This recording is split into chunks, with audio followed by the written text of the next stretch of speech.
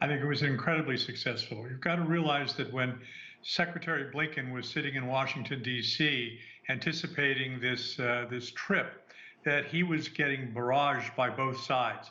The media in China, the media here in the West, were really underscoring the fact that this was a real questionable judgment as far as his getting on a plane and flying to Beijing.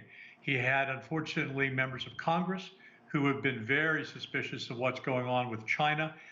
There's even been a select committee that has been established to be able to determine the future of the Communist Party of China. It's been this trip really was fraught with all sorts of problems. You know, when I sit back and I think of that, when I first hosted one of the very first trade delegations from China to the United States in the early 1980s, that the two-way trading relationship between our countries was about $2 billion a year.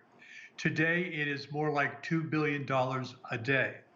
I would dare say that in the arc of history, that the bilateral relationship between the United States and China has been perhaps one of the most consequential that we've ever seen. And indeed, I think the notion of opening up communications is absolutely critical to the success of the Chinese people and to the American people.